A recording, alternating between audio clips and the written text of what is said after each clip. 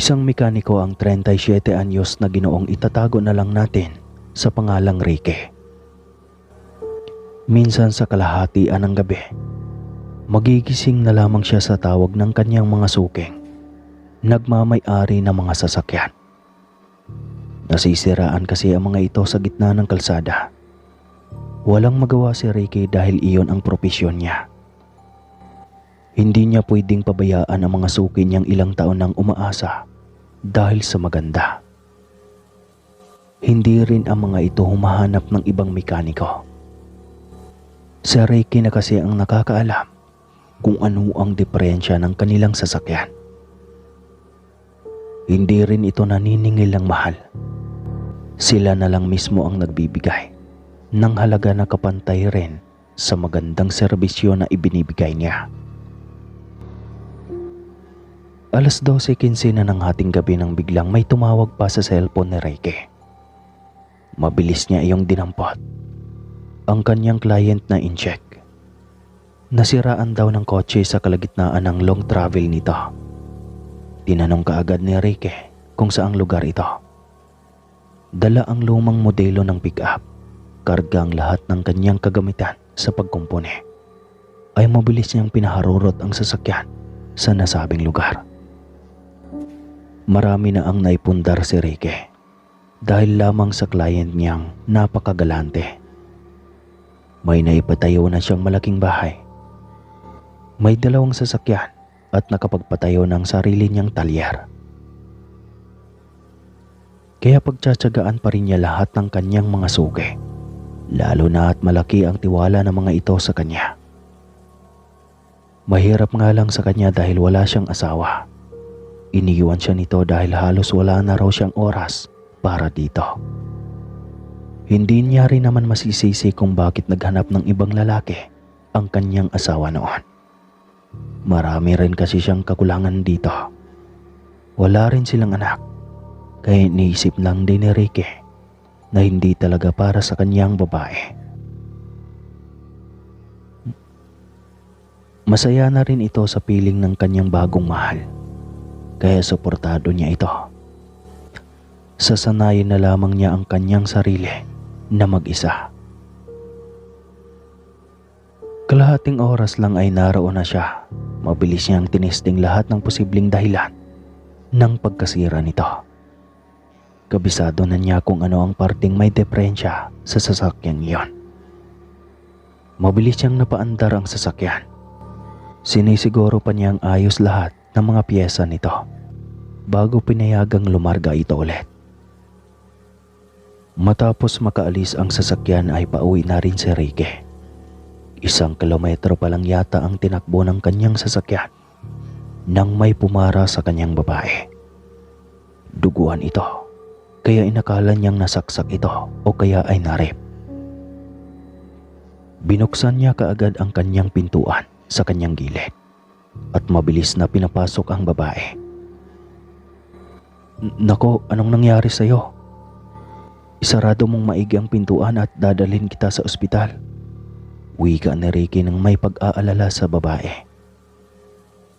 May mga dugo rin ang kamay at paligid ng mukha nito.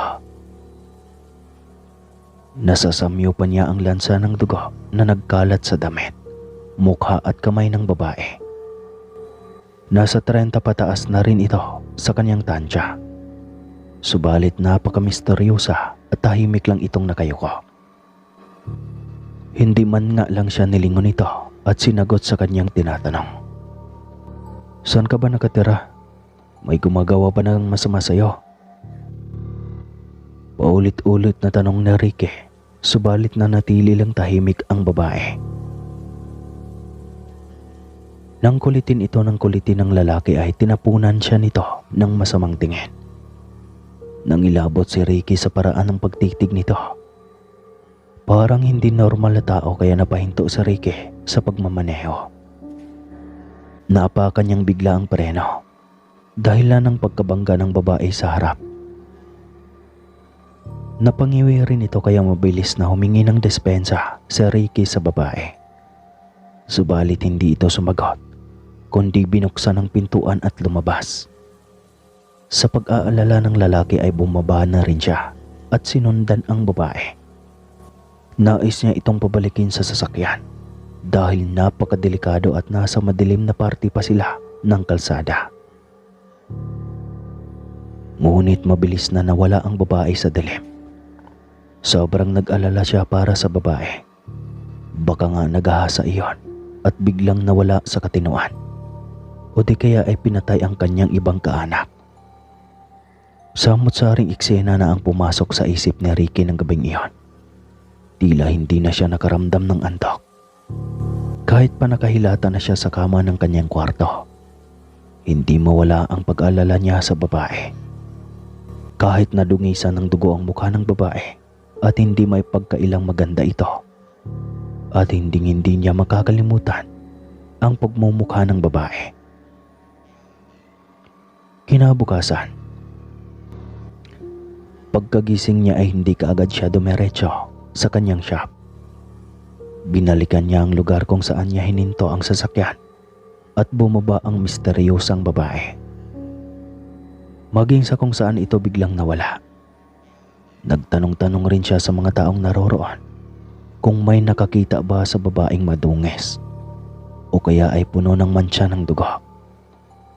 Para na siyang baliw kakapaliwanag sa itsura ng dalaga. Ngunit wala kahit isa ang nakakapagpaturo sa kanya sa babae. Biglang natanong ni Ricky sa isip niya, bakit nga ba niya pinagkaabalahang hanapin ang taong hindi man lang niya nakilala kahit pangalan lang. Nagpasya na lamang si Ricky na maghanap ng makakainan. Pagkatapos ay diretso na kaagad siya sa kanyang talyer. Nang matapos kumain ay tumayo na siya para bumalik na sa kanyang sasakyan. Nang may namataan siyang babae na naglalako ng kakanin. Hinding-hindi siya magkakamali. Iyon ang babaeng nakita niya kagabi sa gilid ng kalsada. Kahit puro dungis ng dugo ang buong mukha nito kagabi, ay hindi pa rin mababago ang porma ng ilong nito at bibig. Maging ang lalim ng titig nito sa kung sinong makakasalamuha. Hindi pa rin napapansin ang kanyang presensya na papalapit na sa babaeng abala sa pagtitinda sa kanyang kakanin sa gilid ng daan. Nilinis muna ni Ricky ang lalamunan para sana magsalita nang biglang may isang ginang na tila galit na galit at papalapit sa babaeng nagtitinda. Esmeralda, anong oras na? Hindi ka pa rin tapos magtinda? Tanong nito na halos nakadilat na ang mga mata. Ate, wala po kasi masyadong namimili. Reklamo nito. Oh, paano na ang labahan mo kay Aling Marites? Hindi pwedeng bukas pa iyon dahil bukas ang schedule mo sa paglalaba kay Aling Gloria na naman. Litanya ng ginang. Ate, baka po pwedeng... Hindi natapos ang sasabihin ng babae nang barahin kaagad ito ng ginang. Huwag kang maraming reklamo, Esmeralda. Kahit ubusin mo pa lahat ng oras mo sa pagtatrabaho, hindi mo kayang bayaran ang buhay mo na isinalba namin noong minsan kang iniwan ng iyong ina sa gitna ng kaparangan. Panunumbat ng ginang sa babae. Parang nais nang sumabat ni Ricky sa ginang. Hindi kasi tama na kailangan pang isumbat kung paano nabuhay ang babae o kung utang man ito ang buhay niya. Hindi naman yata tama na habang buhay niya iyong pagbayaran. Nilinis ulit ni Ricky ang kanyang lalamunan. Tsaka lang siya napansin ng dalawa. Nagulat ang babae nang makita si Ricky. Halatang hindi nito inasahan na makitang muli ang mukha ng lalaki. Anong kailangan mo? Galit na tanong ng ginang. Bibilin ko sana lahat ng kakanin na yan. Magkano ba lahat yan? Tanong ni Ricky sa ginang. Oy, mayaman pala ito. Bilangin mo lahat at ilagay sa supot na malaki, Esmeralda. Hindi na aabot yan sa 500. Wika ng ginang. At ubili man ay kumuha pa rin ang babae ng malaking supot at nilagay iyon. Mga 430 lahat ito, sir. Nahihiyang sambit ni Esmeralda. Kaagad na binigyan ni Ricky ng 500 ang babae. O ito, sa'yo na ang sukli. Sabay abot ng pera. Subalit mabilis pa sa kidlat ang kamay ng ginang. Akin na. Pambayad ko pa iyan sa utang. Wika ng ginang matapos bunutin ng walang pag-alinlangan ang pera sa kamay ni Ricky. Dumukot si Esmeralda ng panukli sa kanyang bulsa at inaabot kay Ricky. Ngunit mabilis iyong tinanggihan ng lalaki. Hindi, huwag mo na akong suklian pa. Wika nito. Oh, hindi na raw. Hala, magligpit ka na riyan. Wika ng ginang at tinalikuran na ang dalawa. Hindi mo kadugo ang mga iyon, hindi ba?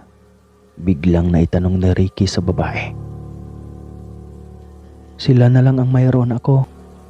Wika ni Esmeralda habang nagliligpit ng kanyang pwesto. Kaya mong mabuhay na wala sila. Sumama ka na lang sa akin sa lungsod. Biglang alok ni Ricky. Tiningala siya ng babae. Tinitigan ng matagal. Wari ay kinikilati sa sinasabi nito. Nang hindi nagpatinag ay kaagad niyang tinanong ang lalaki. Sino ka nga ba? At bakit mo pinagkaabalahan ang buhay ko? Kilala mo ba ang nanay ko? At ang totoong pamilya ko? Mga tanong ni Esmeralda na tila naiirita. Hindi, wala akong alam sa pamilya mo. Base lang din sa narinig ko sa ginang kanina at kung paano kanya tratuhin. At hindi rin kita kilala. Kagabi lang kita nakita. Puno ng dugo ang damit mo at mukha. Ngunit hindi ko alam kung bakit naintriga akong hanapin ka. Mahabang litanya ng lalaki. Nagulat ng sobra si Esmeralda sa sinabi ni Ricky. Paano kung nagdududa na ito na isa siyang aswang kaya siya hinanap? Maging siya ay ayaw sa katauhang halimaw. Subalit hindi niya mapipigilan ang sarili. Lalo na kapag kabilugan ng buwan. Matapos magligpit ay mabilis niyang dinampot ang basket at mabilis na tinalikuran ang lalaki. Ngunit mabilis din ang mga hakbang nito na sumunod sa kanya. Naramdaman iyon ng babae kaya hinarap niya ito at siningalan. Pwede ba? Hindi ako iyon. Mahimbing ang tulog ko kagabi at lubayan mo na ako. Wika pa nito. Pakiusap, Esmeralda. Gusto ko lang natulungan ka. Minamaltrato ka ng mga taong akala mo ay tumutulong sa'yo. Wika ni Ricky. Kilala mo pa talaga pati pangalan ko. Samantalang hindi nga kita kilala. Hindi ko rin alam kung saang planeta ka nanggaling. Angil ng babae. Narinig ko lang din sa ginang kanina, di ba? Ako pala si Ricky. Sige na, sumama ka na sa akin. Pangungulit pa rin ng lalaki. Ngunit hindi na ito lumingon pang muli. May nakasalubong pa silang isang dalaga. Sino yan, tita? Manliligaw mo? Halaka, patay ka mamaya kay mama. Isusumbong kita. Saad nito. Nenay, wag. Hindi ko kilala yan. Natatakot na wika ni Esmeralda. Tinatakot po talaga ang kapatid ko. Alam mo bang ako ang kuya niyan? Kaya ako nandito dahil kukunin ko na siya sa inyo. Tapos na ang pagmamaltrato niyo sa kanya. Sabihin mo sa mama mo, patas na sila ni Esmeralda dahil napagsilbihan na kayo. Kukunin ko na itong kapatid ko. Galit-galitang wika ni Ricky, sabay hila sa kamay ni Esmeralda. Natigilan ng dalagang si Nene. Tinignan lamang niya ang mga itong lumalayo.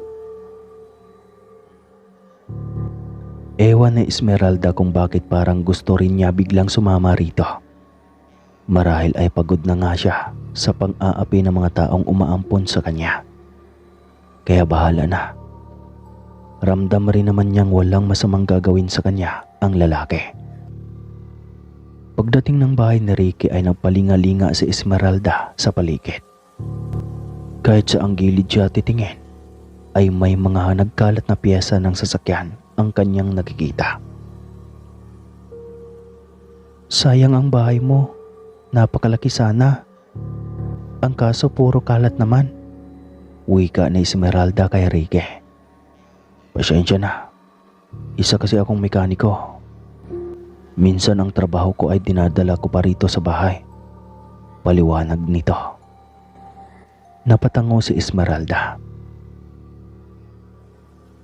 Hayaan mo, lilinisan ko lahat to para magmukhang bahay ulit. Bakit ba hindi ka nag-asawa? Tanong niya kay Ricky. Sasagot na sana ito nang biglang may tumawag mula sa labas ng gate. Lumabas si Ricky para tignan ito. Hindi niya alam na sumunod pala sa kanya si Esmeralda. Nang buksan niya iyon, ay laking gulat niya nang makita ang dating asawa na may bit-bit ng bata na sa tansya niya ay nasa 3 taong gulang. Lalaki ito at halatang anak sa kerido nito dahil sobrang magkamukha ito. Ibang-iba na ang pangangatawan ng dati niyang asawa. Sobrang payat at ang lalim pa ng mga mata. Sino siya, Ricky? Tanong nito sa kanya. Napalingon si Ricky. Doon lang niya napagtanto na sumunod pala sa kanya ang dalaga. Wala kang karapatan na tanungin ako kung sino man siya. Matabang na sagot ni Ricky. Umiyak ang babae sa kanyang harap. Kaya pati ang bitbit nitong anak ay umiiyak na rin. Sinasaktan niya ako, Ricky. Sumbong nito na humahagulgol pa. Babalik na ako sa iyo. Please, Ricky, tanggapin mo ko ulit. Sambit pa nito. Maluwag kitang pinalaya, Cindy. Pero hindi ibig sabihin na kapag babalik ka, malaya rin kitang tatanggapin. Magkaroon ka ng kaunting delikadesa. Ito pera. Umuwi ka sa mga magulang mo. Huwag dito sa bahay ko dahil nandito na ang babaeng isasama ko. At ibabahay ng panghabang buhay. Litaan niya ni Ricky. At sinarahan muli ang babae. Naaawa siya rito subalit hindi na niya kayang tanggapin pang muli ito matapos magloko. Kasi once a cheater is always a cheater. Tahimik lang si Esmeralda habang pinapanood ang reaksyon ni Ricky. Tila mali ang timing ng pagsama niya sa lalaki. Nagamit pa siya nitong alibay. Marahil ay naniniwala rin ang asawa nito sa sinabi ni Ricky. Lumipas ang mga oras. Paggabi na, kaya naghanda ng magluto si Esmeralda. May mga lulutuin naman sa ref ni Ricky. Kaya siya na ang nagkusang mamili kung ano ang lulutuin. Marahil tulog pa rin ito at hindi pa bumaba mula sa kanyang kwarto sa itaas. Tapos na siyang magligpit. Nagmumukha na ulit presentable ang bahay ng lalaki. Nang magising na ito, ay niyaya na niya itong maghapunan. Pagkatapos ay niligpit na kaagad na Esmeralda ang kanilang kinainan at nagpaalam sa lalaki na pumasok ng kwarto. Ang totoo ay ramdam niyang tila may gustong kumawala na naman sa kanyang loob. Alam niyang mabubuhay na naman ang halimaw niyang katauhan. Habang naglilinis ng makina ng kliyente sa harap ng bahay si Ricky, ay naglilinis naman ng kusina si Esmeralda. Ilang sandali lang ang lumipas ng tila may kung anong nilalang ang dumaan sa likod ng lalaki. Nang lumingon siya ay wala naman. Biglang nagkagulo ang kanyang alagang pusa sa likod ng bahay. Umiiyak na para bang nasasaktan. Minabuti niyang silipin na muna iyon. Maingat siyang makbang papunta roon at hinanap ang switch ng ilaw na nakadikit sa dingding sa likod. Memoryado na niya kung saang parte iyon kaya kinapkap niya iyon at biglang binuksan. Laking gulat niya nang mapagsino ang nilalang na humahalukay sa lamang loob ng kanyang alagang pusa. Si Esmeralda iyon. Dilat na dilat ang mga mata. Nagkalat na ang dugo sa muka at damit nito. Doon lang niya napagtanto kung bakit puro dugo ito nang makita niyang isang beses sa gilid ng kalsada. Isa palang aswang ang dalagang si Esmeralda. Tumakas ito sa kanyang harapan. Naiwan lamang nakatulala si Ricky sa kanyang alagang pusa na nagkalat ang bituka at dugo sa lupa. Tila nawala ang lakas ni Ricky at nawala na siya ng gana pang tapusin ang kanyang ginagawa. Kinabukasan, paggising ni Ricky ay matamlay siyang umupo sa kanyang kama. Hindi niya alam kung bakit parang ang bigat ng kanyang pagkaramdam. Bumaba siya ng bahay. Nakita niya si Esmeralda na tila ba nag-aabang sa kanyang pagbaba. Ricky, babalik na ako kay ate. Patawad kung nagkalat pa ako dito. Nilinis ko na pala iyon. Patawad kasi hindi ko talaga mapigilan ang sarili ko. Hindi naman ganito ang ate ko eh. Siguro ay aswang talaga ang mga angkan ko. Babalik na lang ako kay ate. At balang araw ko na hahanapin ang totoo kong angkan. Umiiyak na wika ni Esmeralda. Nabagabag ang kalooban ni Ricky. Alam niyang kakaiba ang katauhan ng babae at gusto niya iyong panderihan, ngunit hindi niya magawa. Hindi, dito ka lang Esmeralda. Huwag na huwag kang babalik sa mga iyon. Tama na ang pang-aapi nila sa'yo. Alam ko na kakaiba ang katauhan mo, pero hindi ka ganoon kasama. Alam ko iyon at nararamdaman kita. Litanya ng lalaki. Pero aswang pa rin ako, hindi ako tao. Nakakadiri ako. Umiiyak na wika ng dalaga. Hindi mo kagustuhan ang maging ganyan. Ang mahalaga ay hindi ka nang bibiktima ng mga tao.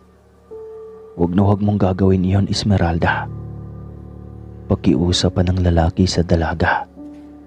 Napatango naman ito at napayakap sa kanya. Hindi ito makapaniwala na may taong handang yakapin, maging ang halimaw na katauhan niya.